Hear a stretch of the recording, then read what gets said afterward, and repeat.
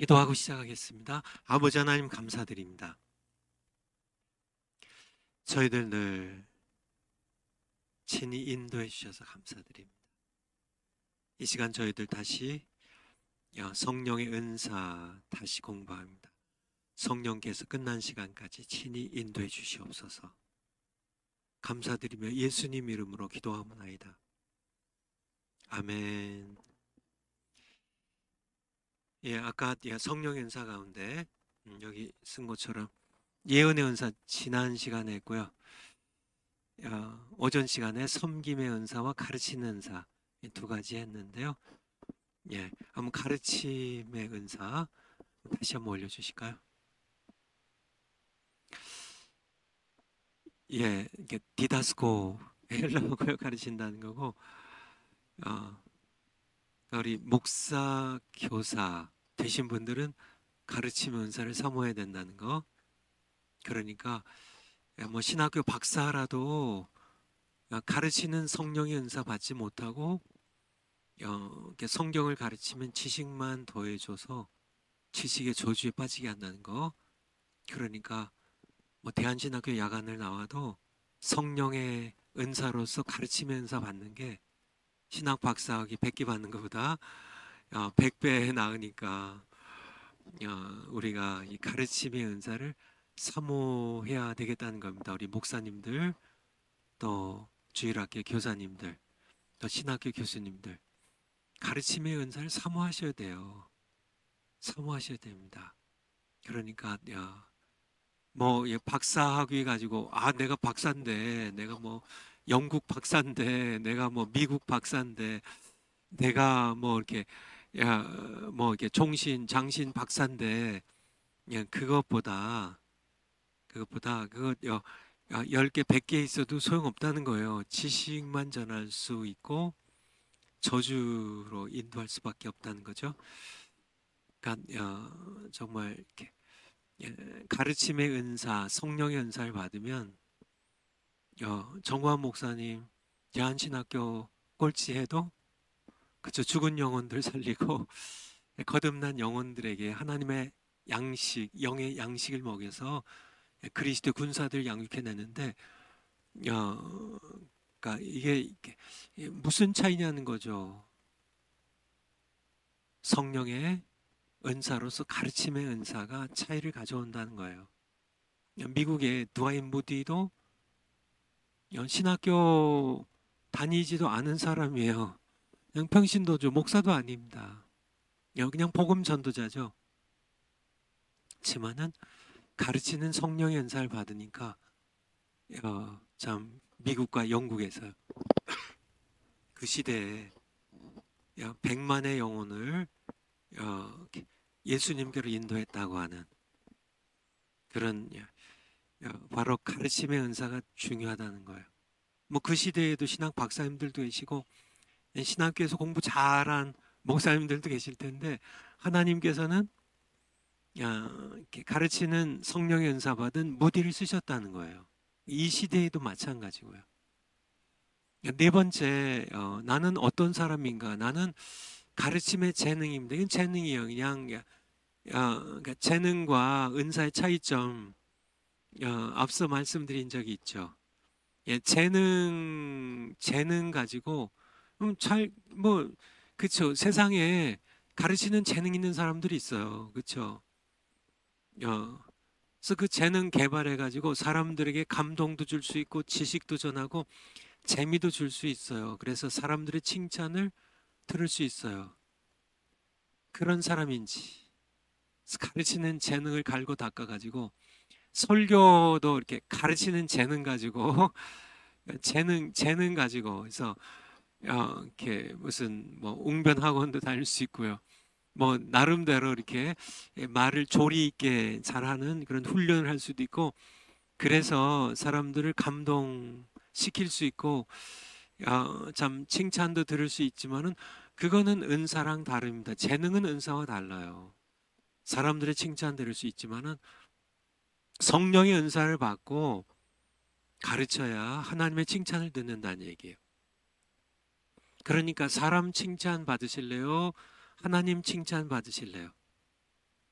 슬프게도 이 땅에는 후자보다 전자가 훨씬 더 많다는 얘기예요. 성도들에게 칭찬받고 사람들에게 칭찬받는. 목사님 칭찬 정말 설교 잘했어요. 멋있어요. 정말 감동 많이 받았어요. 정말 요즘 표현대로 은혜 많이 받았어요. 근데 그 은혜가 무슨 은혜냐는 거죠. 사람들에게 칭찬 듣는 거에서 가르치는 재능 갈고 닦는 설교 재능 갈고 닦는 분들 회개하셔야 돼요. 그 재능 가지고는 결국 죽은 영혼 살릴 수가 없어요. 성령의 은사 가르치는 은사 사모하시라고요. 하나님 칭찬 받을 겁니다. 사도 바울이 말은 어눌했어도 그는 가르치는 성령의 은사가 있었기 때문에 하나님의 칭찬 듣는 사도 바울처럼 돼야지. 사람들에게 칭찬 듣는 아볼로 목사가 되면 안 되겠죠. 그렇죠. 예. 지만은 오늘날 이 땅에는 설교의 재능, 가르치는 재능을 갈고 닦는 사람은 많아도, 그래서 사람들에게 칭찬 들으려 한 사람들은 많아도, 심지어는 신학교의 설교와 교수님들도요. 가르치는 성령의 은사를 받고 설교와 가르치시는지, 아니면 설교의 재능 가르치는 설교와 교수님인지, 정말 이렇게 하나님의 말씀에 비추어서 정말 성령의 가르치는 은사를 사모하는 우리 모든 목사님들, 교수님들, 교사들 되시기 바랍니다. 파워포인트 다음 거요. 네 번째가 이제 위로하는 은사입니다. 위로하는 은사예요. 위로 이렇게 참 은사가 방언, 예언, 병 고치는 신유의 은사 이런 것만 예언인 줄 알았는데 섬기는 거, 가르치는 거, 위로하는 거 이게 다 예언은 당연히 은사지만은 이런 것도 은사예요. 제 얘기가 아니고 성경에서 하나님 말씀하셨잖아요. 사도 바울 통해서. 그러니까 위로하는 게 은사예요.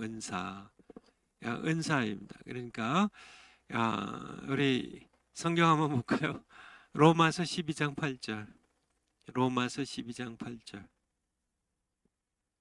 로마서 12장 8절. 이제 6절부터 이제 하나님께서 받은 은사가 각각 다르니, 은혜로 받은 은사 각각 다르니, 예언, 섬기는 일, 가르치는 거, 그 다음에 8절에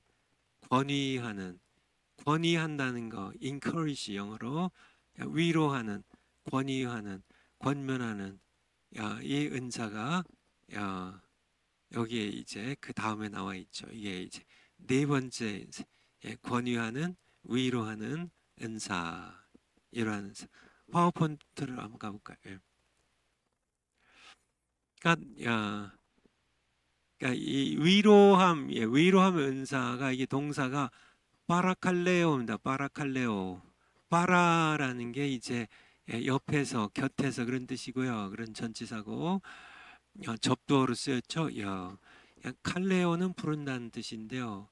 여러분들이 잘 아는 헬라어 보혜사 성령님을 파라클레토스라 그래요. 파라클레토스. 근데 파라칼레오에서 파라클레토스가 나온 겁니다. 그러니까 보혜사 뭐예요?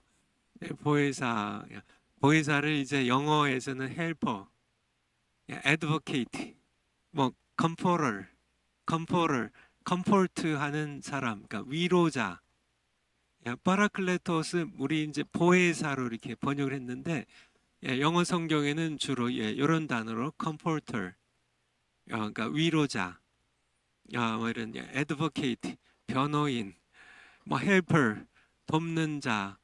이 파라클레토스 그렇게 이제 번역해요. 보혜사 성령님, 보혜사를. 그러니까 옆에서 이렇게 위로해주고 권유해주고 권면해주고 도와주고 이런 위로함은 그런 뜻이란 얘기예요. 원어의 뜻이 그렇기 때문에. 그래서 성령의 은사로서 위로함은 상담, 멘토링, 설교를 통해서 낙심한 영혼들을 격려하여 그리스도의 지체로 설 수 있도록 돕는 은사입니다. 그래서 이 은사를 받은 대표 인물이 성경에 보면 바나바예요. 바나바의 원래 이름은 요셉입니다. 바나바는 별명이에요. 초대교회에서 이 요셉을 이렇게 바나바라고 불렀어요. 이게 별명이에요. 별명인데 이 바라는 뜻은 아들이라는 뜻이죠. 나바는 위로한다는 the son of encouragement. 우리 사도행전 4장 36절에 거기 나와 있죠. 사도행전 4장 36절. 바나바는 4장 36절.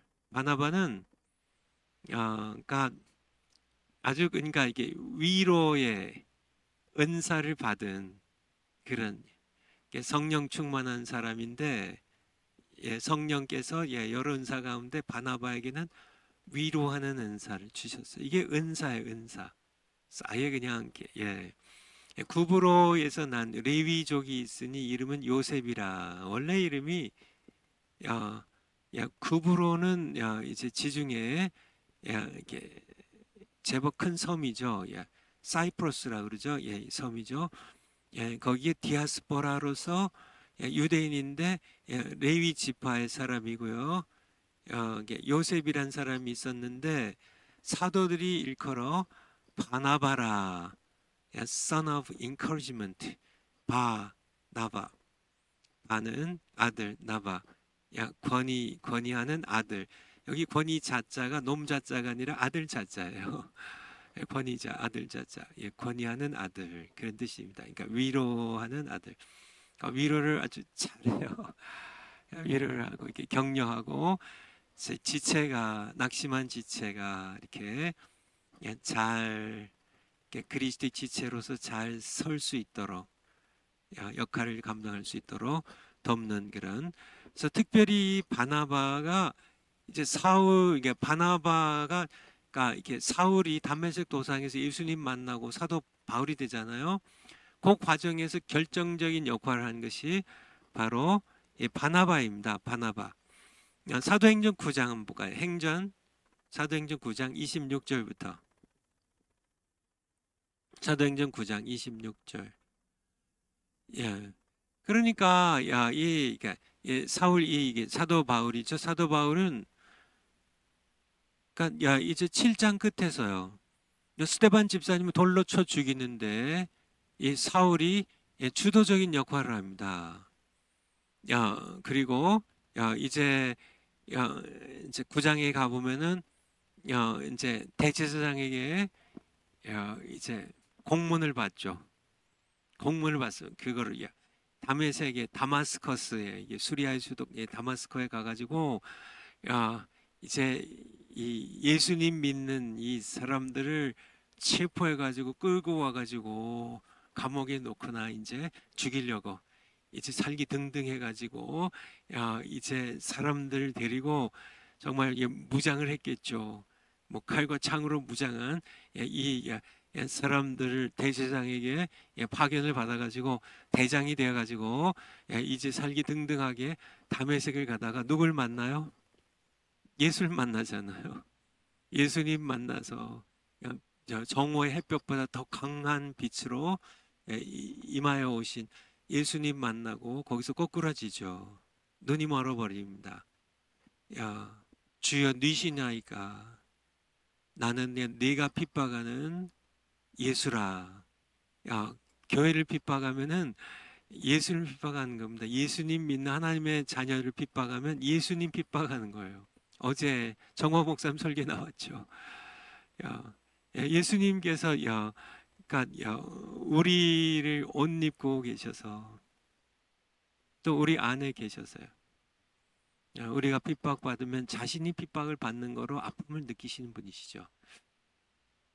그래서 결국은 이제 아나니아를 이제 제자 아나니아를 보내셔서 안수기도 하게 하시고 성령 받게 하시고 눈 다시 보게 하시고 이제 즉시로 나가서 예수는 그리스도라고 이제 다메섹에 가서 증거하기 시작했는데 사람들이 다 정말 이렇게 막 소문이 퍼져나가죠. 이 돌을 핍박하는 자가 이제 예수님을 증거한다고, 이 돌을 전한다고.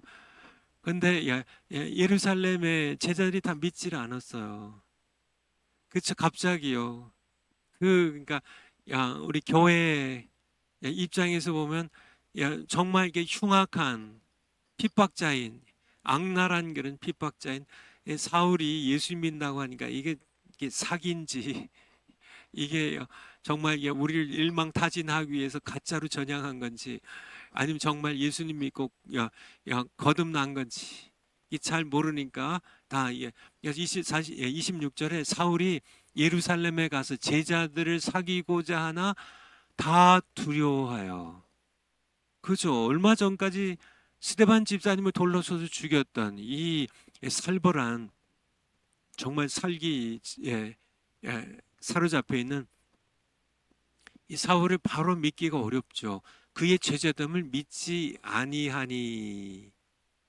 이때 나선 사람이 요셉입니다. 바나바죠, 바나바. 바나바가 데리고 27절에 사도들에게 가서 그가 어떻게 길에서 어떻게 다메섹 도상에서 어떻게 주를 예수님을 본 것과 주께서 그에게 말씀하신 일과 다메섹에서 그가 어떻게 예수의 이름으로 담대히 말하던 것을 말하니라.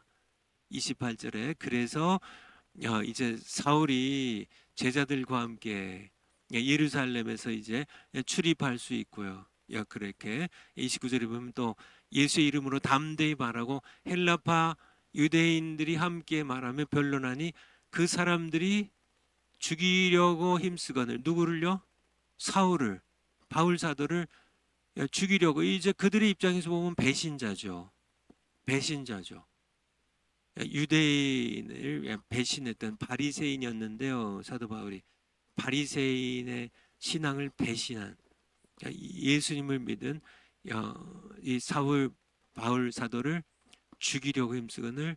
30절에 보면 형제들이 알고 가이사라로 데리고 내려가서 다소로 보내버렸습니다. 다소가 원래 사도 바울의 고향이죠. 다소로 보냈어요.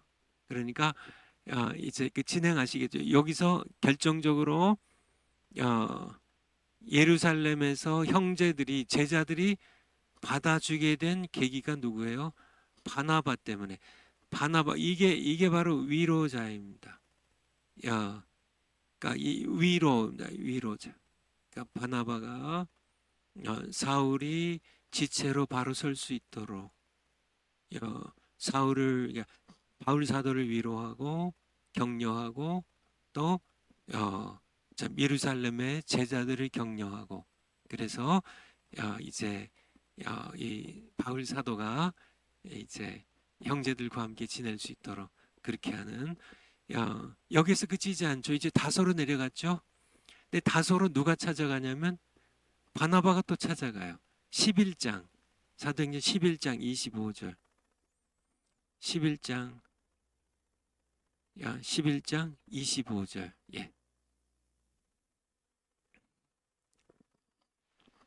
이제 이게 여기가 이제 안디옥인데요. 수리아 안디옥입니다.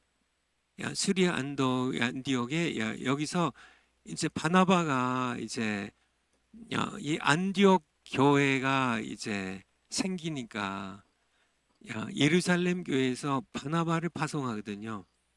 바나바가 가보니까 이제 안디옥에 교회가 생겼어요. 이방인 교회죠. 교회가 생겼는데 이제 바나바가 이제 담임 목사님이에요. 바나바가 담임 목사님이 이제 예루살렘에서 파송한 담임 목사님이 이제 안디옥 교회에 이제 바나바입니다. 바나바가 이제 안디옥에 가서 그런데 이 바나바가 그냥 이렇게 뭐 이제 안디옥 교회는 이제 내가 이제 담임 목사 나 혼자 섬기고 나 혼자 존경받고 나 혼자 내가 칭찬받고 내가 내 이제 권한 내 권한 밑에 두고 좀 내가 목회를 하겠다 그렇게 하지 않고 사울을 찾으러 가요. 25절에 바나바가 사울을 찾으러 다소에 가서 26절에 만남에 안디옥은 수리아에 있고요. 이제 다소는 길리의 야성인데 그게 멀질 않아요. 멀질 않아요. 이제 안디옥 하면 이게 지금 이게 시리아 지역이고 다소는 터키 남부인데요. 찾아가서 만남에 안디옥에 데리고 와서 둘이 교회에 1년간 모여서 큰 무리를 가르쳤고, 그러니까 야, 그러니까 이제 바나바가 사울과 함께 이제 동사 목사가 되어가지고 둘이서 이제 가르친 거죠. 그러니까 이제 바울 사도 입장에서 보면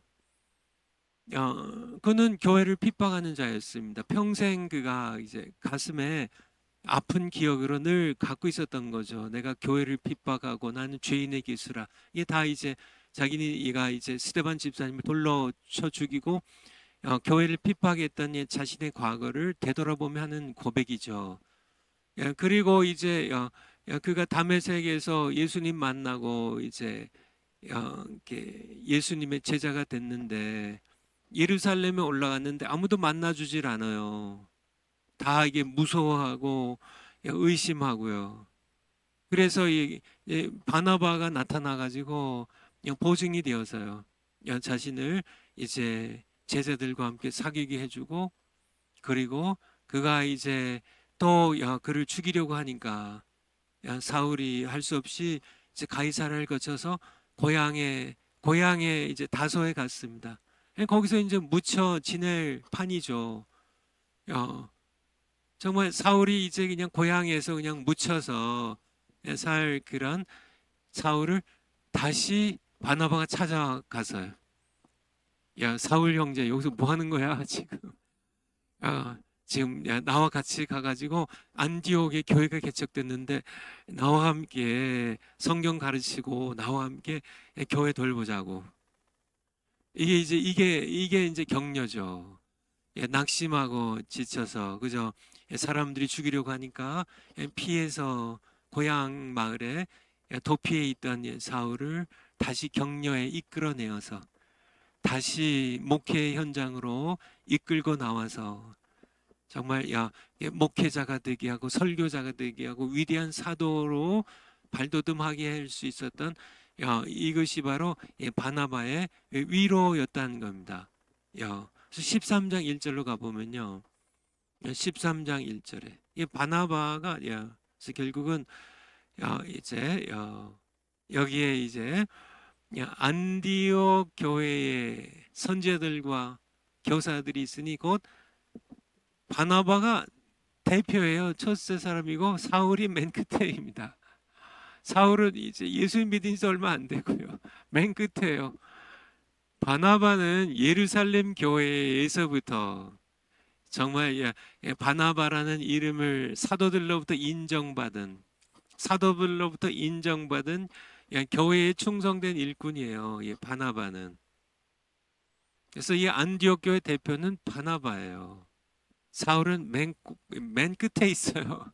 그래서 같이 섬겼지만 워낙 사울이 이 바울 사도가 학문적으로 뛰어난 사람이고 또 예수님 만나서 이제 급격하게 변화되었기 때문에 그렇지만은 안디옥 교회 입장에서 보면 사울은 맨 공지에 있습니다. 바나바가 맨 앞에 있고요. 그래서 이제 성령께서 2절에 주를 섬겨 금식할 때 성령이 가라사대 내가 불러 시키는 일을 위하여 바나바와 사울을 따로 세우라. 그래서 이제 맨 앞에 있는 바나바, 맨 끝에 있는 바울 사도를 따로 세워서 이제 1차 선교행을 이제 소아시아로 이렇게 떠나게 되죠. 그런 이제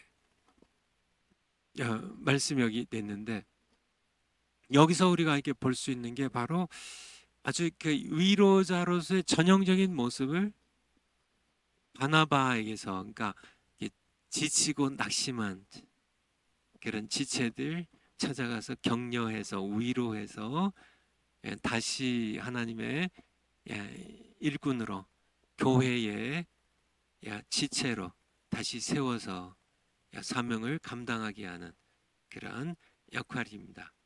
파워포인트 다음 거요. 그렇다면은 이제 우리가 조금 구별을 위해서요. 가르치는 은사와 위로하는 은사. 이게 그러면은 어떻게 둘 다 성령의 은사인데요. 둘 다 말로 하는 우리 카테고리로 구분하는 은사의 이제 예언의 은사도 있고 가르치는 은사도 있고 위로 권위하는 은사 이게 다 이제 말로 하는 이제 은사들인데 그럼 좀 구별하기 위해서 차이점이 있다면 가르치는 은사는 해석에 중점을 두고 위로하는 은사는 적용에 중점을 둔다는 그러니까 좀 아까 그렸던 그림으로 본다면요. 이제 위로하는 은사가 있죠. 예언의 은사는 초점이 하나님과 나 사이에 하나님께서 그분의 말씀을 나에게 계시로 주시는 것. 이게 여기에 그러니까 초점이 맞춰져 있어요. 예언의 은사는 여기에 맞춰져 있습니다. 그래서 이 직분을 선지자라고 하죠. 가르치는 은사는 이제 내가 하나님의 말씀을 백성에게 가르치는 직분으로는 교사가 되는데 위로하는 것도 나와 여기에 있는 겁니다. 위로도 내가 백성을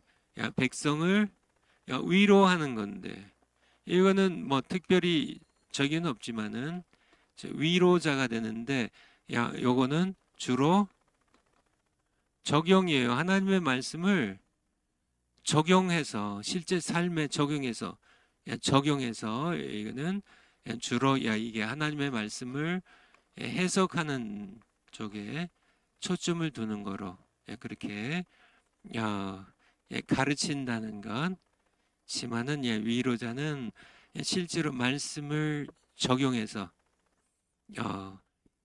격려하고 위로하고 힘을 북돋아주고 그러니까 이런 이쪽으로 좀 초점을 맞출 수가 있습니다. 파워포인트로요. 앞에서도 보았던 것처럼 이 성령 파라클레토스예요. 파라칼레오 동사의 명사형입니다. 그래서 자신이 성령은 본인이 위로자세요. 사람으로서의 위로자가 요셉 바나바였다면 하나님의 위로자는 성령이십니다. 성령이 보혜사라는 뜻이 위로자라는 뜻이에요. 파라클레토스입니다. 뭐 성경 많이 찾아봤는데요. 다시 한번 찾아볼까요? 요한복음 14장 16절. 요한복음 14장 16절.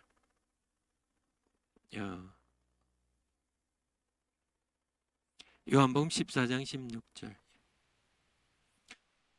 내가 아버지께 구하겠으니 그가 또 다른 보혜사를 너희에게 주사 영원토록 너희와 함께 있게 하시리니. 요 보혜사가 파라클레토스인데 요 의미가 comforter, helper. 그러니까 위로자.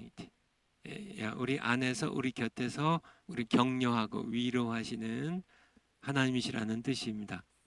보혜사가 위로자이시기 때문에 파워포인트로요. 성령께서 본인이 위로자시기 때문에 그러니까 이 위로의 은사를 받는 사람들 이런 사람들을 그러니까 아주 뛰어나게 도우실 수 있는 분이시라는 거예요. 그래서 이게 위로하는 은사, 격려하는 은사. 근데 오늘날 여러 은사들을 사모하는 사람들이 많지만은 위로하는 은사를 구하는 사람은 많지 않다는 얘기예요. 그러나 위로하는 이 은사는 오늘날 단절된 세상입니다. 고독하게 살아가는 사람들에게 가장 절실히 필요한 은사라는 얘기예요. 무슨 얘기예요? 하나님께 이 은사도 사모하고 구하시라는 얘기예요. 그러니까 교회에서 상담하는 분들, 그분들뿐만 아니라 뭐 구역장이나 또 교회에서 목사님들도 그렇고요. 또 장로님, 권사님들, 특별히 권사님들 이 은사를 좀 사모했으면 좋겠어요. 성령이 주시는 위로하는 은사입니다. 권위하는, 인커리지하는 은사예요. 낙심하고 지친, 외롭게 힘들게 살아가는 그런 많은 사람들, 고통당하는 많은 사람들을 오늘날은 과거보다 훨씬 더 많이 그렇잖아요. 정말 이렇게 단절된 사회입니다. 외로운 고독한 사회예요.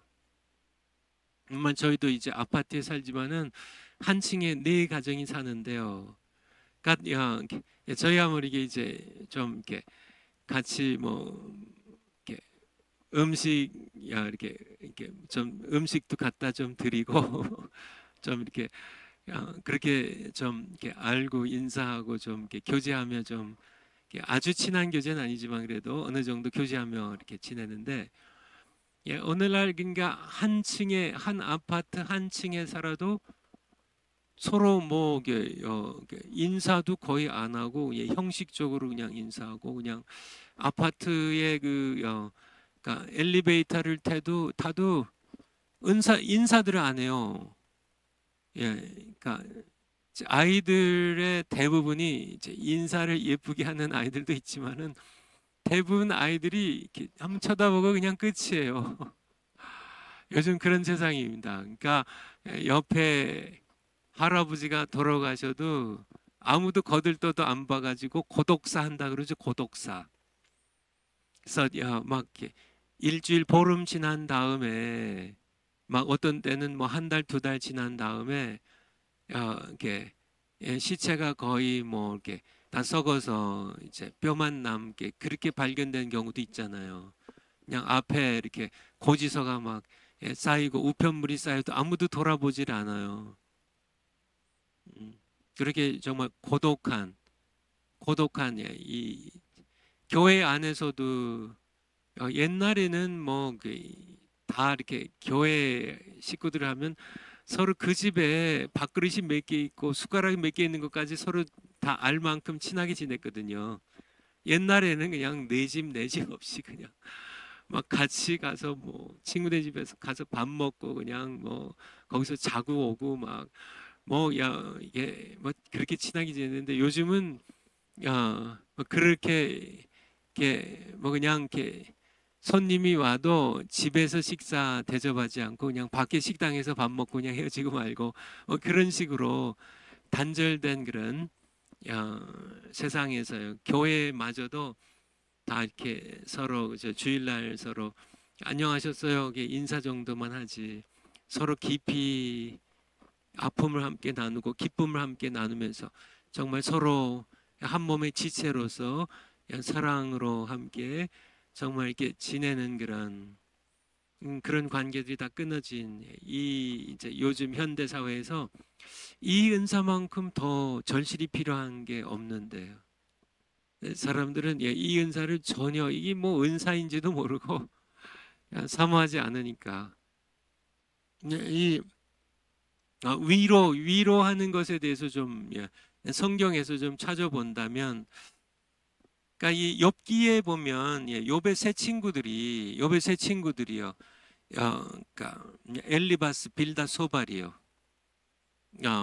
이제 각각 이제 욥이 이제 이런 환난을 당한 것을 보고 그의 이게 양이 7천 마리고 낙타가 3천 마리고 뭐 무슨 소가 500마리고 뭐 이 종들도 많고 뭐 그런데 또 이게 암 나귀가 500마리고 뭐 자녀가 아들이 7에 딸 셋에 정말 이렇게 거부였더니 욥이 하루에 그냥 모든 재산을 다 잃어요. 양 7천 마리 다 잃어요. 낙타 3천이면 얼마나 많은 거예요. 낙타 3천 마리 다 잃어요. 참 낙이 다 잃어요. 아들 7 다 잃고 딸 3 다 잃어버려요. 하루에 다 잃어버립니다. 그리고요 두 번째 시험 가운데는 그가 악창이 나가지고요 정수리부터 발끝까지 악창이 나서 기와장으로 득득 긁으면서 구더기가 기어다니는 그런 고통을 당할 때 이 소식을 들은 친구들이 멀리서 달려옵니다. 멀리서 대만 사람 엘리바스, 수아 사람 빌닷, 남한 사람 소발이 친구들이 참 귀한 친구들이죠. 함께 이제 욥한테 달려오게 되죠. 그래서 이제 욥을 위로하러 왔거든요. 욥을 위로하러 왔어요. 근데 이 욥의 이 엘리바스 빌닷 소발이 이 위로하는 은사가 없어서 그렇겠죠. 위로는커녕 오히려 상처만 주는 그런 이제 대화가 진행이 되는데 이 욥의 고백 보면 욥기 구약 성경 욥기 16장 한번요. 욥기 16장 욥기 16장 1절 욥기 16장 1절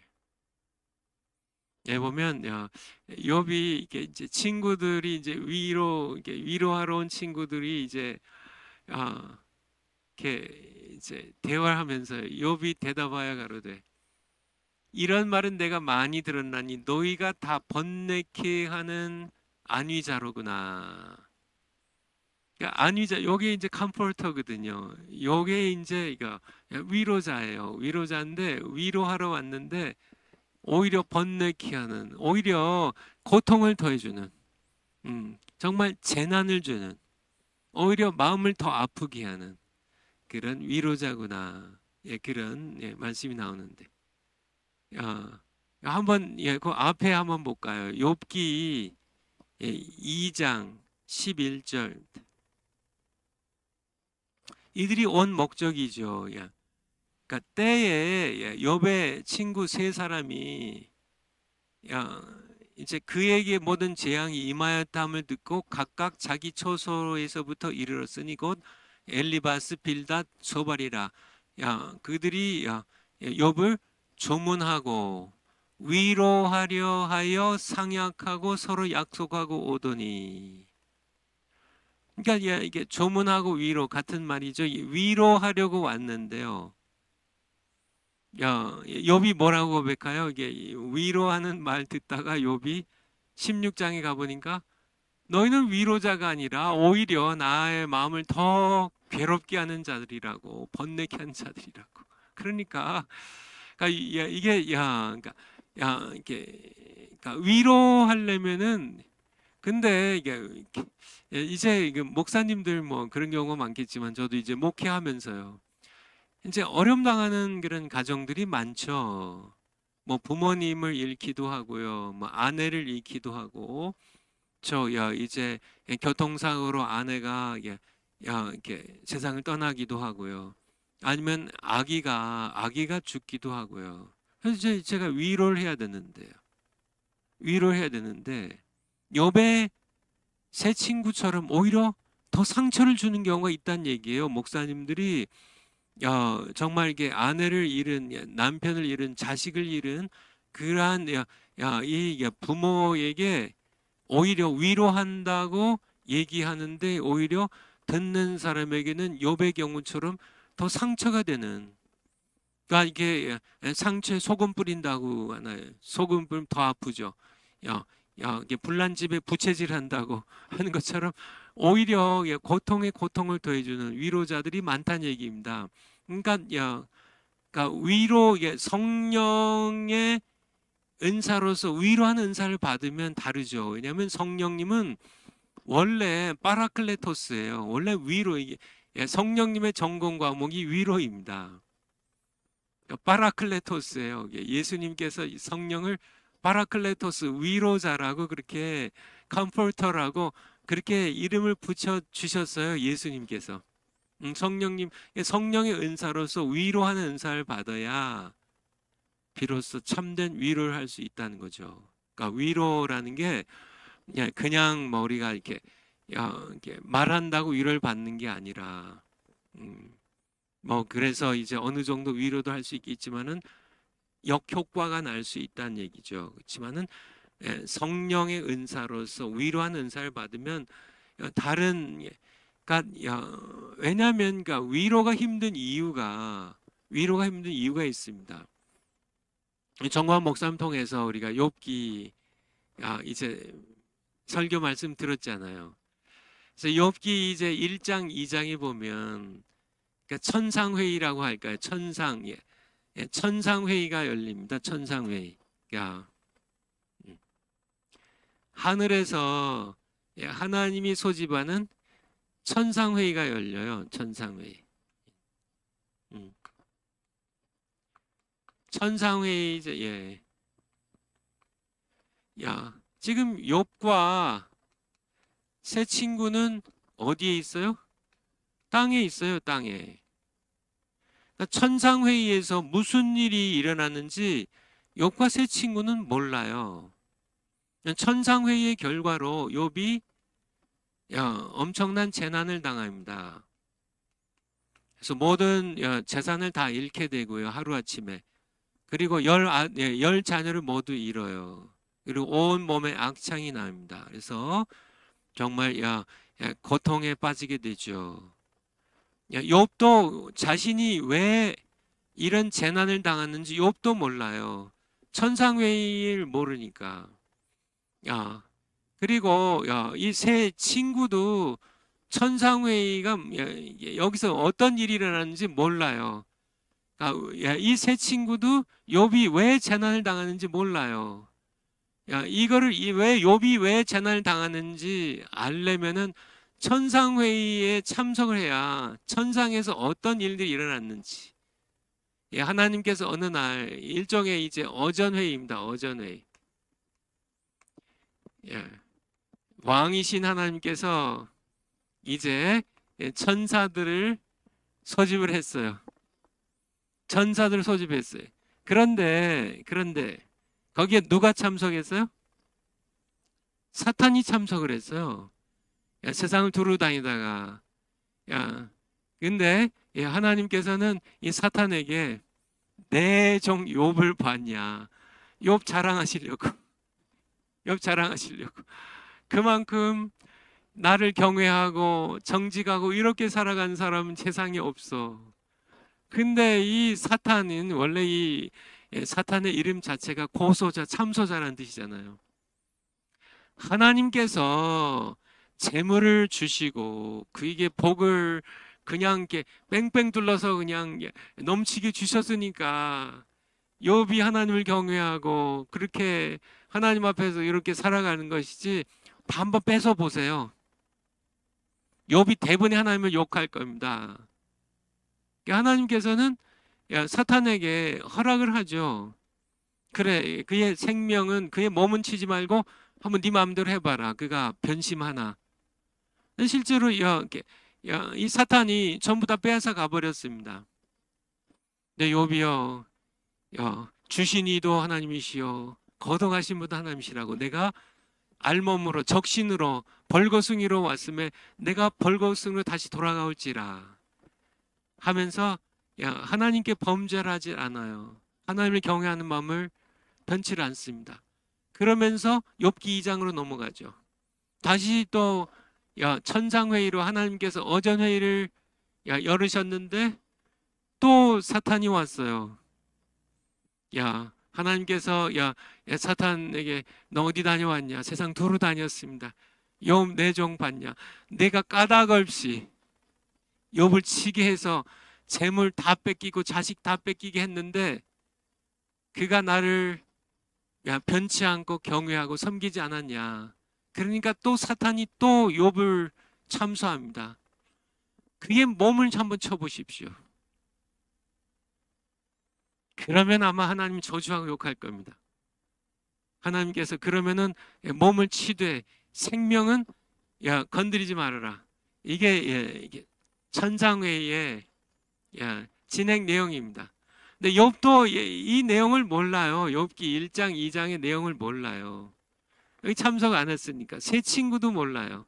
그럴 때 이 세 친구가 위로하러 온 겁니다. 위로하러 왔어요. 그러면 이 세 친구가 어떻게 해야 됐을까요? 욥기 42장에 가면 이 세 친구가 회개를 하는데요. 잘못을 고백하고 회개를 하고 욥이 이제 용서를 하는데 위로자는 천상회의를 참석하지 아니한 위로자는 재난을 당한 사람들을 보면 이 하나님 앞에서 어떤 일이 벌어졌는지, 하나님이 계시고요, 왕이신 하나님이 계시고 천사들이 이제 여기 보좌에 하나님의 보좌가 있고요, 천사들이 쭉 서서 어전회의를 하는데 사탄이 겨 들어와 가지고 하나님께서 이 벌어졌던 이 천상회의의 내용을 모르면 욥을 비난하고 정죄하면 안 된다는 얘기예요. 오늘날 이게 욥의 세 친구처럼 너무나 많은 상담자들이 천상회의도 모른 채 재난 당하는 사람들을 정죄하고 당신이 잘못했으니까, 당신이 이렇게 죄를 지었으니까, 아니 땐 굴뚝에 연기 나랴, 다 뭔가 당시 잘못했으니까. 그러니까 천상회의의 내용을 모른다면 위로자는 차라리 말을 안 하는 게 낫습니다. 욥기 2장 13절 한번 보자. 11절부터 한번 다시 해볼까요? 욥기 2장 11절부터 한번 보죠. 그래서 이렇게 욥의 세 친구가 욥을 조문하고 위로하려 하여 서로 약속하고 왔어요. 12절에 눈을 들어 멀리 보매 그 욥인 줄 알기 어렵게, 이제 욥이 정말, 그러니까 욥의 평소의 모습이 완전히 다 없어졌어요. 그들이 일제히 소리질러 울며 각각 자기의 겉옷을 찢고 하늘을 향해 티끌을 날려 자기 머리에 뿌리고, 13절에 7일 7야를 그와 함께 땅에 앉았으나 그의 곤고함이 심함을 보는 거로 그에게 한 말도 하는 자가 없었더라. 사실 이렇게 욥을 위로하는 말을 못 한다면 차라리 그냥 아무 말 하지 않고 7일 동안 그냥 같이 그냥 있어 줬어요. 제가 목회하다 보니까 정말 고통당할 때 자식을 잃어봐봐요. 어떤 말로 위로해도 오히려 상처가 됩니다. 그냥 옆에 같이 있어주는 게, 그냥 같이 울어주는 게, 그냥 아무 말 하지 않아도 그냥 같이 울어준다는 말씀이 있죠. 우리 로마서 12장에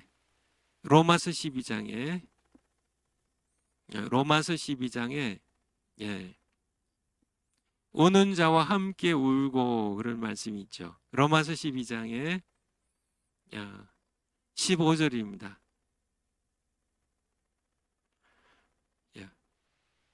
그러니까 사실 즐거워하는 자들과 함께 즐거워하고 우는 자들과 함께 고통당하는 자, 자식 잃고 우는 자, 그냥 아무 말 안 해도 돼요. 그냥 옆에 있어도 돼요. 그러니까 위로자는 말이 그렇게 많이 필요한 건 아닌데요. 그냥 함께 울어주면, 욥과 함께 그냥 같이 울어주면은 그냥 이렇게 욥이 상처를 덜 받는데, 뭐 이렇게 친구들도 답답한가 그러겠죠. 욥이 이제 그냥 이렇게 친구들이 왔으니까 이제 뭐 자기 생일을 저주하고 내가 이렇게 의롭게 살았는데 왜 하나님께서 나를 치셨냐, 뭐 이렇게 이제 원망 쪽으로 이제 점점 진행하니까 이게 점점 진행이 되죠. 그러니까 이 친구들이 그냥 욥을 막 구박을 합니다. 네가 잘못한 거지 왜 탓을 왜 하나님께 돌려? 사실은 어느 정도 욥이 맞아요. 하나님께서 욥이 재난 받은 거는 천상 위에서 하나님께서 허락하신 거거든요. 사실 욥이 의롭게 살았는데 재난 당했는데 하나님 허락, 천상 위 욥도 모르고 이 천상 회의에 어떤 얘기가 오고 갔는지 아무도 몰라요. 새 친구도 몰라. 새 친구는 위로자가 위로의 은사, 성령의 위로를 위로 은사를 받는 사람들은 성령님을 따라서 하면 돼요. 왜냐하면 성령님은 위로하는데 아주 뭐 가장 뛰어나신 분이시거든요. 그분의 이름이 보혜사, 위로자예요. 그러니까 이렇게 우리가 이렇게 천상회의도 모르고 하나님의 뜻도 잘 모르고 어떻게 일이 재난이 진행되는지도 모르고 함부로 예단해가지고 야, 미리 그냥 이렇게 야, 내 생각으로 찔러서 욥 네가 악을 뿌렸으니까 재난을 거두는 거야. 그치 씨앗을 안 뿌리고 어떻게 싹이 나겠어. 네가 악을 뿌렸으니까 악을 거두는 거지. 재난을 거두는 거지. 하면서 그러니까 위로하러 왔다가 오히려 욥에게 상처만 주는 그러니까 그런 그러니까 우리가 되면 안 되겠다는 그런 얘기죠. 그러니까 여러분 무슨 말씀인지 아시겠죠? 이 시대에 위로하는 은사가 너무너무 필요한데 너무너무 필요한데 그러니까 우리 그러니까 천상회의가 나왔으니까 한번 어, 어,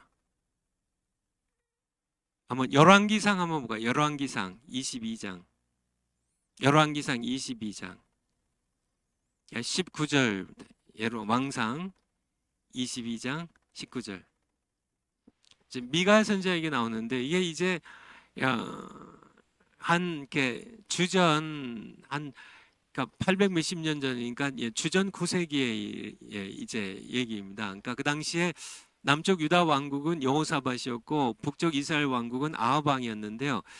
그러니까 이제 그러니까 아합 왕이 여호사밧과 함께 연합군을 편성해 가지고 이제 이게 아람 왕과 전쟁을 하려고 해요. 전쟁하려고 해요. 근데 이제 그러니까 여호사밧이 얘기를 합니다. 이게 선지자들이 한번 물어보고 하자. 근데 이 선지자들이 전부 다 아합 왕이요, 여호사밧 왕이요, 나가서 아람 왕을 치십시오. 전쟁이 이길 겁니다. 막 거짓 선지자들이 다 그렇게 예언했는데 이제 여호사밧이 다른 좀 여호와께 물을 만한 다른 선지자가 없냐. 근데 이제 미가야가 나온 겁니다. 미가야. 이 아합 왕 근데 미가야 선지자를 싫어해요. 늘 좀 불길한 것만 예언한다는 거예요. 그러니까 아합은 자기가 바알과 아세라를 섬기는 게 우상 숭배자니까 하나님께서 책망하는 걸 그런 식으로 받아들이는 거죠. 그래서 미가야 그래도 여호사밧이 고집을 하니까 미가 선자를 데려왔습니다. 그래서 미가 선자가 이제 하나님의 말씀으로 이번 전쟁에 가면 백성들이 흩어질 것이고 당신 죽을 거라고 그렇게 얘기를 이렇게 예언을 했죠.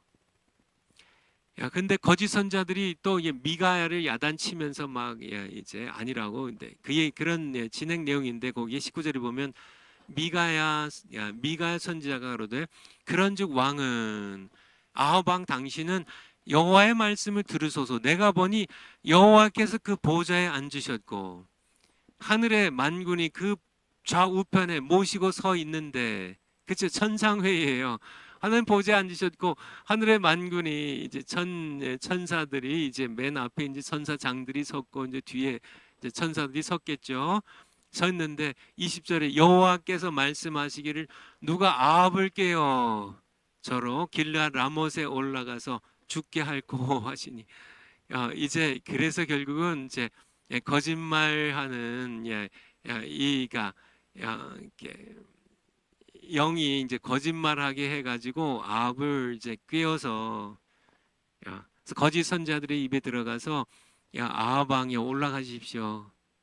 가면 전쟁에 승리할 겁니다. 이렇게 거짓 예언을 하게 해가지고 아합을 죽게 하겠다는 그러니까 미가 선지자는 천상 회의를 이렇게 가서 봤을 수도 있고 입신해서 아니면 이것을 이렇게 천사로부터 들을 수도 있겠고요. 어쨌든 봐봐요. 21절에 한 영이 이게 이제 천사죠. 나와 여호와 앞에 서서 말하되 내가 저를 아합을 꾀이겠나이다. 22절에 여호와께서 저에게 이르시되 어떻게 하겠느냐.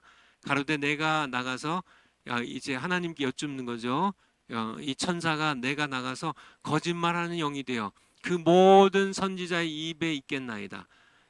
여호와께서 가라사대 너는 꾀이겠고 또 이르리라 나가서 그리하라 하셨은즉 23절에 이제 여호와께서 거짓말하는 영을 왕의 이 모든 선지자들에게 입에 넣으셨고 또 여호와께서 왕에게 대하여 화를 말씀하셨나이다.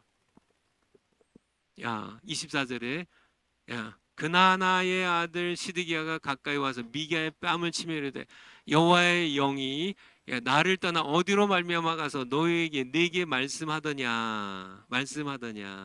미가가 가로되 네가 골방에 들어가서 숨는 그날에 야, 보리라. 야, 그러니까 이게 천상회의가, 이게 하나님께서 천상회의가 있어요. 그러니까 욥기의 말씀을 여러분들이 이해하실 수 있겠죠. 천상회의에 대해서 하나만 더 좀 한번 볼까요, 여러분들? 스가랴서 3장 1절부터 한번 보죠. 3장 1절. 스가랴 이 시대는 이제 포로에서 귀환한 시대, 이제 포로에서 이제 귀환을 했어요. 귀환을 해가지고 이제 바벨론 포로의 70년 기간이 끝나고 돌아온 후에 이제 부름받은 선지자죠. 대제사장 여호수아는 여호와의 사자 앞에 섰고 이제 천사죠. 섰고 사탄은 그의 우편에 서서 그를 대적하는 것을 여호와께서 내게 보이시니라. 스가랴 선지자가 지금 천상회의를 지금 보고 있는 겁니다.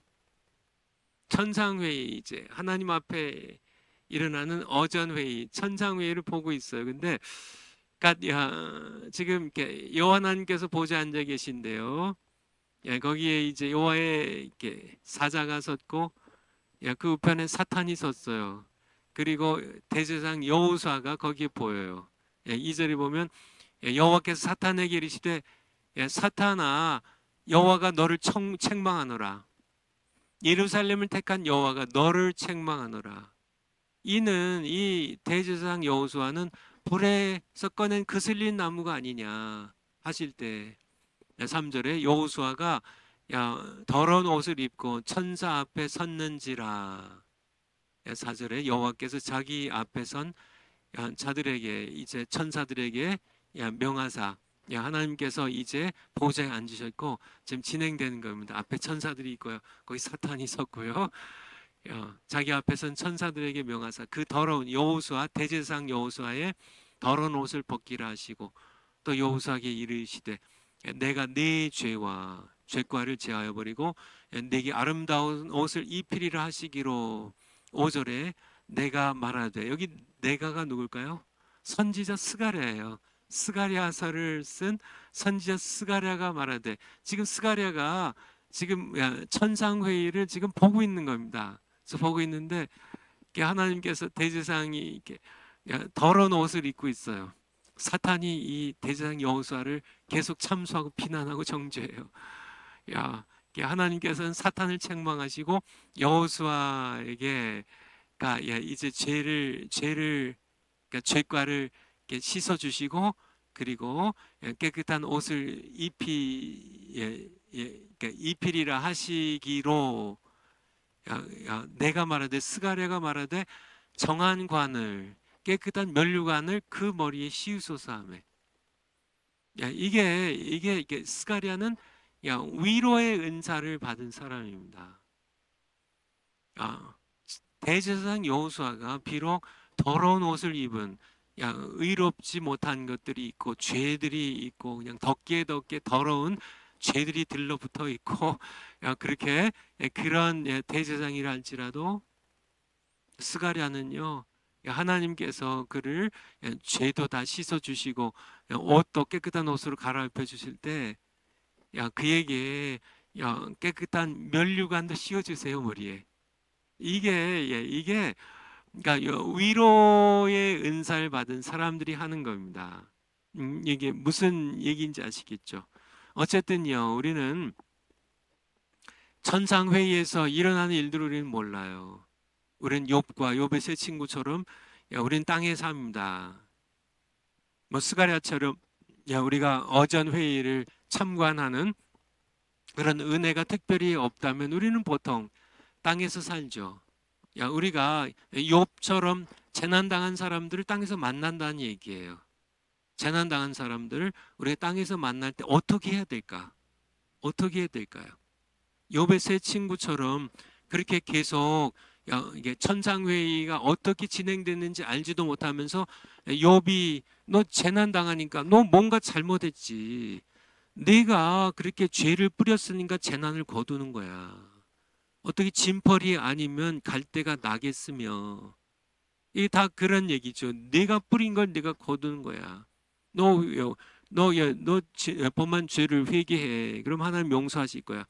야, 이게 다 일리는 말씀이지만은, 야, 이렇게, 야, 천상회의가 어떻게 진행되는지 모르는 상태에서, 야, 이 욥의 입장에서 보면, 야, 이거는 오히려, 이거는 번뇌케하는 위로자라고요. 고통에 고통을 더하는 위로자들이라고. 근데 오늘날 너무나 많은 그런 목사님들이나 이제 이게 교사들이 교회 안에 교사들 뭐야 교회 안에 사역자들이 그러니까 위로의 은사를 성령이 주시는 위로하는 은사를 받지 못했기 때문에 오히려 이게 성도들에게 상처를 줄 수 있다는 얘기예요. 욥의 세 친구처럼 위로하러 갔다가 오히려 상처만 더해주는.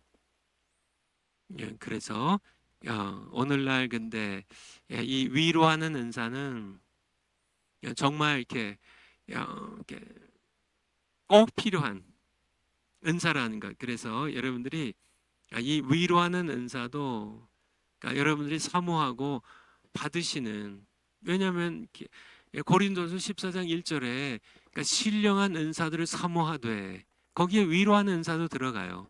사모하셔야 돼요. 그런 여러분들이 되셨으면 하는 말씀입니다. 파워포인트 다음 거요. 다섯 번째 이게 1이고요. 이 다섯 번째가 이제 구제하는 은사입니다. 구제의 은사, giving, 구제하는 은사. 구제하는 자는 성실함으로 로마서 12장 8절에 그렇게 말씀하고 계세요. 메타디도미인데요. 헬라어는 몫을 나눠준다는 그런 의미인데 성실함으로 하라고 그렇게 말씀하고 계세요. 그러니까 성령의 은사로서 구제의 은사는 하나님께서 내게 주신 재물, 음식, 돈, 시간 등을 나눠주는 거예요. 나눠주는 거예요. 교회 아니나 선교지나 세상에서 도움이 필요한 사람들에게 그래서 어린아이 같은 단순한 마음으로 너그럽게 나눠주는 은사입니다. 세상의 구제와는 달리 구제 은사, 성령의 은사로 구제 은사를 받은 사람은 자기 자랑을 하지 않습니다. 사랑으로 자원하여 나눠주고 함께 기뻐한다는 거예요. 함께 기뻐한다는. 그러니까 고린도후서 8장 한번 보겠습니다. 고린도후서 8장 1절. 고후 8장 1절. 고후 8장 1절. 형제들아 하나님께서 마게도냐 교회들에게 주신 은혜를 우리가 너에게 알게 하노니 환란의 2절 환란의 많은 시련 가운데서 저희가 저희 넘치는 기쁨과 극한 가난이 저희로 풍성한 연보를 넘치게 하게 하였느니라. 마게도냐 지역의 교회들 마게도냐 교회는 거기에 이제 빌립보 교회가 있고요. 거기에 데살로니가 교회가 있고 베레아 교회가 있고 이게 마게도냐 지역입니다. 마게도냐 지역의 이 교회들 빌립보 교회, 데살로니가 교회, 뭐 베레아 교회 뭐 요 교회들이 이렇게 넘치는 기쁨으로 이렇게 많은 환란에 많은 시련을 당하고 있는데 그들도 시련을 당해요. 환란이 있어요. 고통이 있어요. 핍박이 있어요. 그런데 넘치는 기쁨으로 그리고 극한 가난으로 극한 가난 가운데서 풍성한 연보를 넘치게 하도록 하게 하였나니. 그러니까 그들도 아주 가난해요. 이 마게도냐에 있는 성도들도 아주 가난하고 근데 이 가난에 그러니까 기쁨이 넘친 풍성한 연보를 하게 하고 헌금을 하게 하고 이 구제 헌금입니다. 이렇게 또 극한 가난이 그러니까 가난한데 자기들도 가난한데 이 가난 때문에 더 많이 헌금하는 겁니다. 이게 이제 구제 은사인데요. 예, 그러니까 하나님 내게 주신 것을 몫을 나누는 거예요. 이게 다 예, 자신들보다 더 가난한 사람들과요. 내가 증거하는 저희가 힘대로 할 뿐 아니라 힘에 지나도록 자원하는 겁니다. 4절에 이 은혜와 성도 섬기는 일에 참여함에 대하여 우리에게 간절히 구하니. 그러니까 이게 이제 이렇게 구제의 은사예요. 마게도니아 교회들 그들도 극심한 환란을 당하고 있었어요. 그런데요, 그냥 넘치는 기쁨이 있어서 풍성한 연벌 드렸는데 더욱이 극한 가난 가운데서 오히려 더 가난한 사람들, 가난하니까 부자들은 잘 몰라요. 가난하니까 구제 가난하니까 내가 배고픈 사람을 어떻게 알아요? 배고픈 사람이 구제하려면 부자들은 잘 몰라요. 배고파 본 적이 없으니까. 밥이 없으면 빵 먹으면 되고 라면 먹으면 되지 그렇게 생각하죠. 지만은 배고파 본 사람은 배고픈 사람은 알죠. 그래서 제가 어렸을 때 거지들이 참 많았거든요. 거지들이 참 많았습니다. 그냥 다리 밑마다 다 이렇게 거적들 가만히 이게 이제 그 짚으로 그 볏짚이죠. 그 이제 벼농사 짓고 이제 쌀 털어내고 벼 털어내고 이제 그 남은 거 가지고 이제 가마떼기를 만들어 이제 그거로 이제 겨울에는 가마니도 만들고 이제 새끼도 꼬고 하는데요. 이제 그 볏짚으로 만든 이제 가마니를 이렇게 다리마다 이렇게 담 대신 쳐서요. 거기다 뭐 벽돌 쌓을 수는 없으니까. 그 추운 겨울에 거기서들 이렇게 살아요. 거지들이 살아요. 그리고 이제 아침마다 이제 먹을 거를 이렇게 깡통 들고 이제 깡통 들고 깡통에다 이제 밥 한 술 줍시오 하고요. 밥 한 술 줍시오 하고 이렇게 이제 집집마다 다 이렇게 먼또 들고 가서요. 어떤 집에서는 쫓겨나고요. 욕만 먹고 쫓겨나고 어떤 집에서는 근데 그 당시에 이거는 분명한 사실입니다. 정말 가난한 집에서 보리밥이라도 가난한 집에서 아침에 지금 따뜻한 밥을 줘요. 부잣집은요 다 이렇게 겨울에 꽁꽁 얼어버린 아니면 곰팡이 난 아니면 쉰 밥 여러분 아시나요? 밥이 오래되면 쉬어요. 옛날에 냉장고가 없었기 때문에 쉰 밥이죠. 쉰 밥이 조금 더 있으면 이제 곰팡이가 나기 시작하죠. 옛날엔 그런 밥도 이렇게 그냥 버릴 수가 없었죠. 돼지 먹이로도 주고 뭐 개밥으로도 주지만은 사람들도 그 쉰 밥, 곰팡이 난 밥을 먹었죠. 쉰 밥을 이제 이렇게 물에 이렇게 헹구고 다시 끓여서 이제 이렇게 다시 다 먹었습니다. 그러니까 그냥 거지들 이게 차가운 쉰밥 한 덩이 던져주고 그거나 먹으라고 이제 주고 내쫓아 버리죠. 누가 이렇게 배고픈 거지를 누가 정말 도울까요? 극한 가난 가운데도요.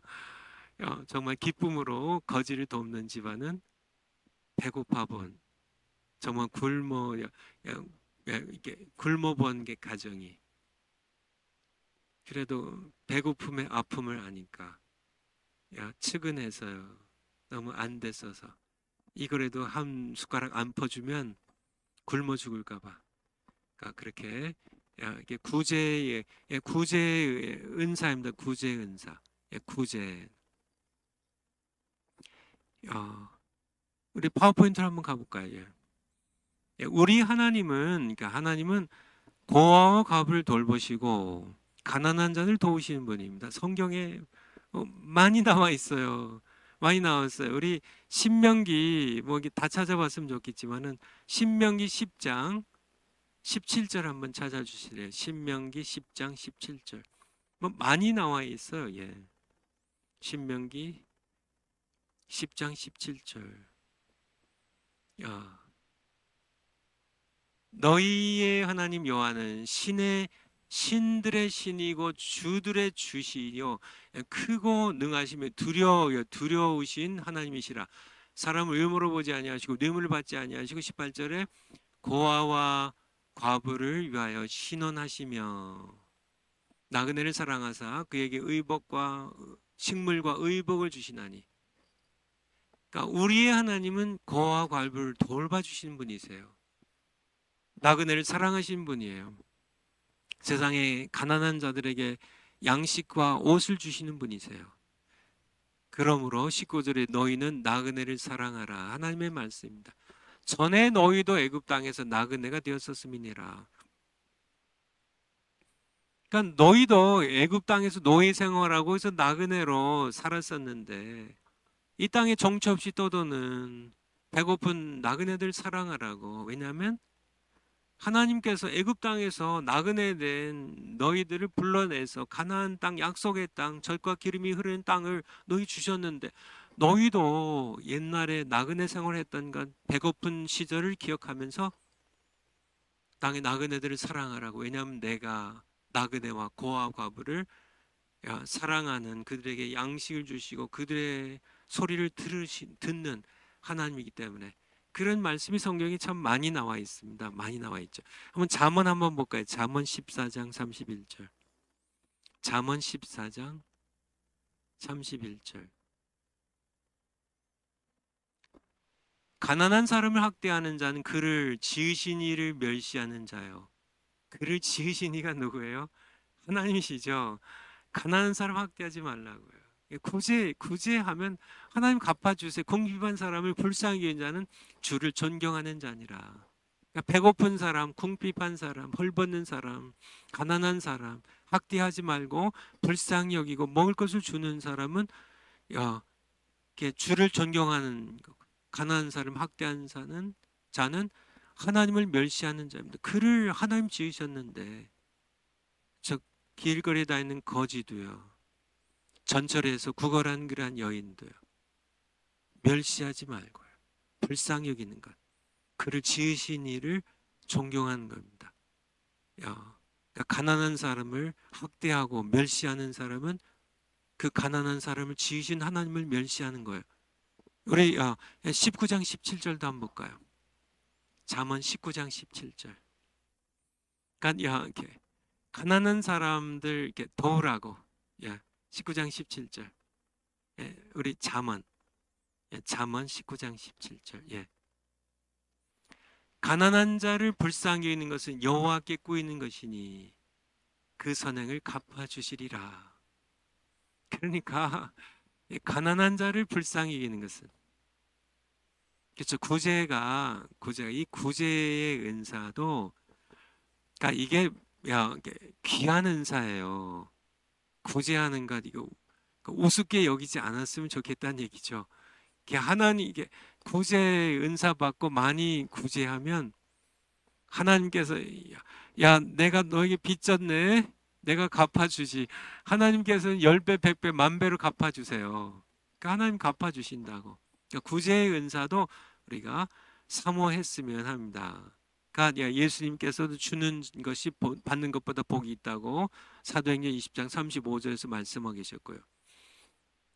초대 이 성경적인 예를 보면 이 구제가 어떻게 초대교회에 있었는지 사도행전 2장 43절입니다. 사도행전 2장 43절.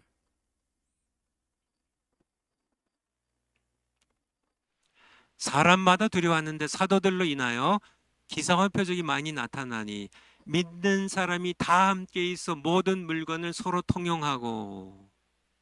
45절에 또 재산과 소유를 팔아 각 사람의 필요를 따라 나눠주고. 이게 공산주의가 모든 물건을 서로 통용하고 자기 물건이 없어요. 이게 사유재산 인정하지 않습니다. 공산주의는. 그리고 재산과 소유를 다 팔아 각 사람의 필요를 따라 나눠주고. 이게 공산주의 혁명의 구호가 뭔지 아세요? 능력에 따라 일하고 필요에 따라 나눈다는 분배죠. 그래서 그냥 모든 재산을 다 전부 국가 소유로 만듭니다. 사유재산 인정 안 해요. 전부 해서 물건 서로 통용하게 해요. 아파트 개인 게 없어요. 전부 다 국가의 것입니다. 국가에서 다 그냥 서로 통용하게 하고 다 이렇게 내가 농사를 졌어요. 쌀 농사를 졌어요. 쌀 전부 다 국가에서 가져가서 다 똑같이 나눠줘요. 그리고 뭐 이렇게 배추 다 마찬가지. 아파트 다 마찬가지. 땅에 대한 소유권이 다 없어요. 전부 국가가 가지고 전부 해서 다 나눠주는 정말 멋있는 것 같죠. 그래서 이렇게 일제 시대 때와 해방 전후에 이 공산주의의 이게 필요에 따라 나눠주고 물건 서로 통용한다는 사유재산 다 철폐하고 이것 이제 인류의 악이고 이것 때문에 그래서 이거를 정말 수많은 지식인들이 공산주의에 아주 현혹당해가지고 매료당해가지고 정말 거기에 폭 빠져가지고 공산혁명에 가담했었는데 전부 어떻게 됐나요? 그거는 공상에 불과한 겁니다. 그건 가짜 환상이에요. 하나님 없이 이렇게 될 수가 없어요, 인간은요. 이거는 다 가짜입니다. 속임수에 불과해요. 인간은 죄의 노예이고 욕망의 노예이기 때문에 이게 초대교회는 성령의 역사로 가능했던 겁니다. 이게 이제 구제의 운사인데요.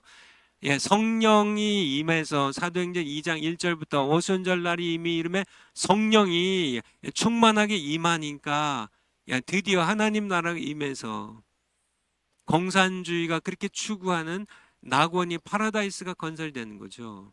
물건 서로 통용했어요. 내 건 내 것이 없었어요. 그냥 소유를 다 팔아 각 사람의 필요를 따라 나눠줬어요. 이게 성령의 은사로서의 구제예요. 그러니까 성령 은사로서 하나님께서 하시는 성령 하나님께서 하신 이 구제로서 함께 물건을 서로 통용하고 소유 재산 소유를 팔아 각 사람 필요를 따라 나눠준 이것이 진행이 돼야지 인간이 하나님 없이 하나님 필요 없습니다. 우리가 이렇게 하겠습니다. 그래서 공산혁명 전부 그냥 지주 계급들 이런 부르주아 계급들 전부 다 숙청해버리고 전부 죽여버리고 노동자들 프롤레타리아 혁명을 해가지고 우리끼리 하면은 지상 낙원을 건설할 수 있다고 그렇게 헛된 공상에 불과하다는 얘기예요.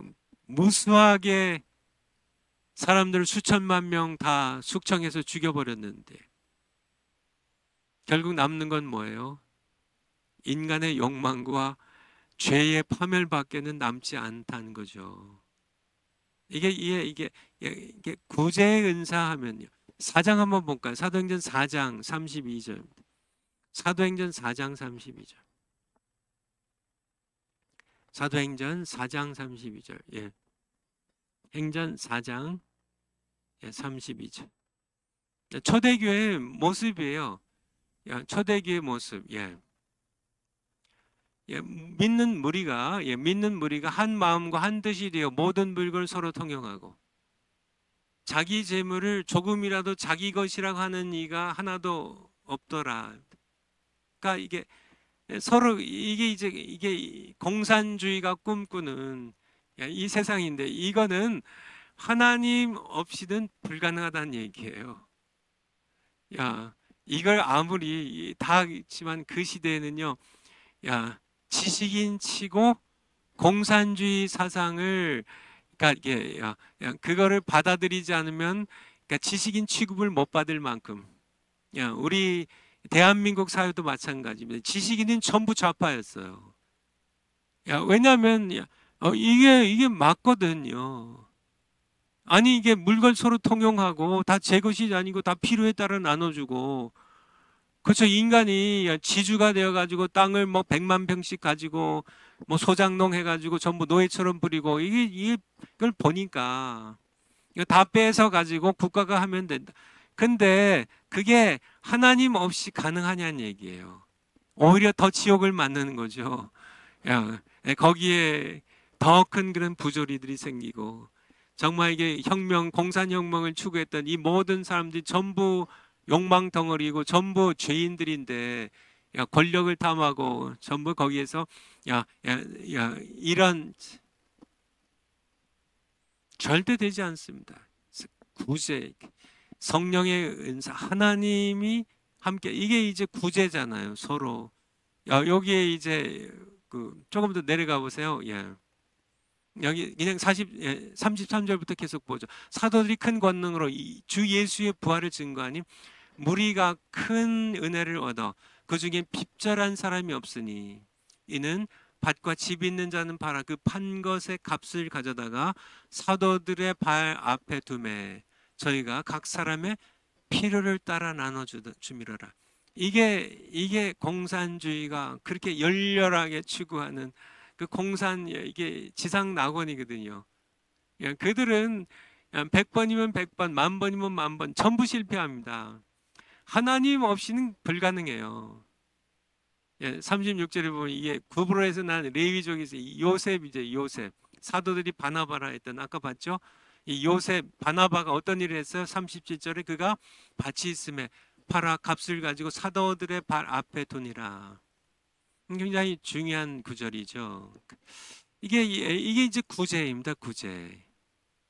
그러니까 세상에도 구제가 있어요. 자선기관들이 있어요. 뭐 이렇게 재난이 이제 생기면 뭐 어디에 뭐 네팔에 지진이 이제 일어나고 뭐 일본에 쓰나미가 오고 뭐 이런 게 이제 중국에 뭐 지진이 일어나고 해서 막 사람들이 이제 막 죽고 뭐 집들이 다 이제 무너지고 막 이제 이렇게 많은 재난민들이 막 수천 명, 수만 명, 수십만 명이 생기면 이제 이렇게 이제 구제금을 받죠. 그래서 뭐 이렇게 사람들이 이제 뭐 10,000원도 내고 뭐 10만도 내고 뭐 큰 기업들은 뭐 1억도 하고 뭐 10억도 하고 이게 다 일종의 구제죠.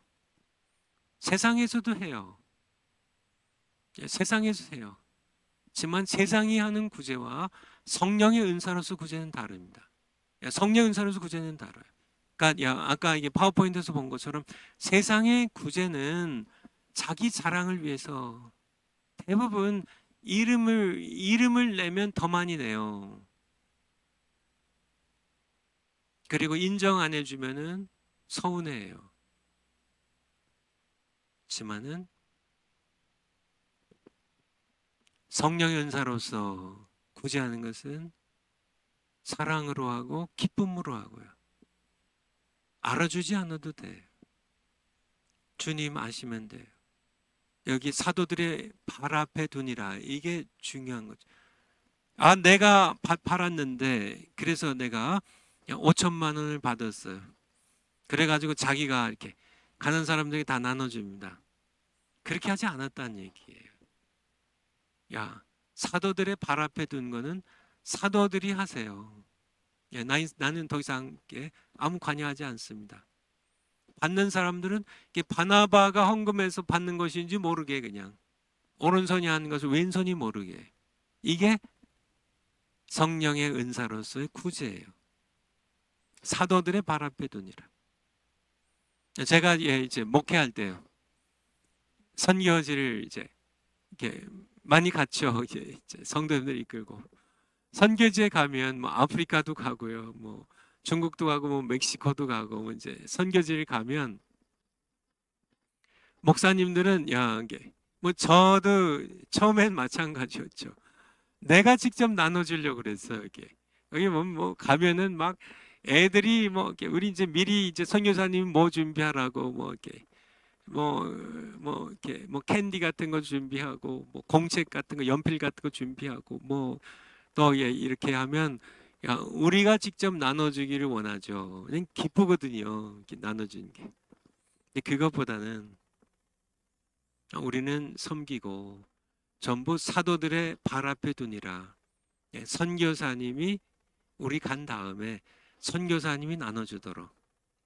그게 지혜로운 거예요. 그게 진짜 구제예요. 선교사님이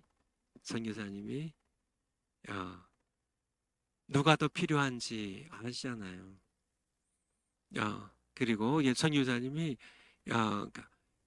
복음을 전하는데 유용하게 쓸 수 있는데 우리가 그냥 다 행세 다 하고 가면은 선교사님들은 야, 그냥 이렇게 모든 시선이 이렇게 뭐 미국에서 온 뭐 목사님 선교 일행들 거기에 와 몰렸다가 다 가버리면은 이렇게 썰렁해 버리는 그게 아니라 이렇게 사도들의 발 앞에 두니라. 이 참 중요한 거죠. 구제할 때 이름 없이 하는 것. 오른손이 하는 걸 왼손이 모르도록 그렇게 예수님께서 하라고 말씀하셨죠. 파워포인트 다음 거요. 예. 여섯 번째. 아이고, 다스림입니다. 다스림. 다스림이 이제 이게 은사라는 것, 은사라는 것. 로마서 12장 8절. 로마서 12장 8절. 로마서 12장 8절. 혹 권위하는 자, 위로하는 자죠. 위로하는 은사가 있고 구제하는 은사가 있고요. 다스리는 은사, 다스리는 자는 다스림의 은사를 받은 자는 부지런함으로 이렇게 말씀한 이게 또 은사예요. 아까 6절에서 본 것처럼 주께서 은혜대로 주신 은사가 각각 다르니 그 은사 가운데 성령 은사 가운데 다스리는 은사가 있어요. 고린도전서 12장 28절 다시 한번 보죠. 고린도전서 12장 28절. 고린도전서 12장 28절. 하나님이 교회 중에 몇을 세우셨으니 첫째는 사도요, 둘째는 선지자요, 셋째는 교사요, 다음은 능력이요, 다음은 병 고치는 은사요, 돕는 은사요, 그 다음에요 다스리는 은사입니다. 그리고 방언의 은사죠. 다스리는 것.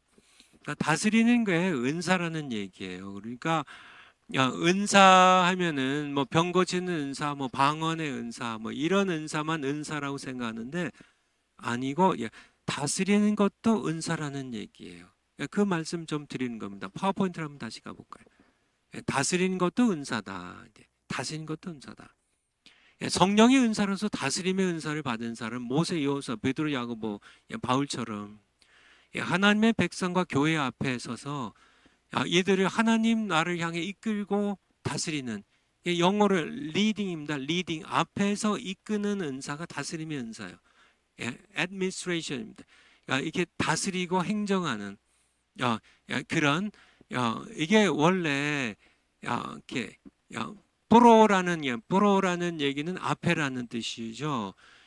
히스테미는 선다는 겁니다. 앞에 서는요. 앞에 선다는 뜻이에요. 이게 헬라의 원어는 앞에 선다는. 그러니까 목자가 양들의 앞에 서잖아요. 이거에 다스림의 은사예요. 앞에 서서 이제 목자가 나가면 양들이 쫓아가는 이게 이제 리드하는 거죠. 이끌어가고 다스리는 이게 성령의 은사로서 다스림의 은사가 바로 그런 은사입니다. 그러니까 모세가 이제 이스라엘 백성들 이끌고 출애굽하면서 이게 다스림의 은사예요. 여호수아가 요단강을 건너서 이제 가나안 땅으로 들어가는 이끌어가는 이게 다스림의 은사예요. 이제 베드로, 야고보는 이제 예수님의 육신의 동생 야고보죠. 그러니까 예를 들어서 사도행전 한번 볼까요? 사도행전 15장 1절. 사도행전 15장 1절. 어떤 사람들이 유대로부터 내려와서 형제들을 가르치되 너희가 모세의 법대로 할례를 받지 아니하면 지금 바울과 바나바가 지금 수리아 안디옥에 있어요. 안디옥에서 목회를 하고 있는데 어떤 사람들이 유대로부터 이제 유대 땅으로부터 내려와서 형제들을 가르치는 겁니다. 안디옥 교회 성제들을 가르쳐요.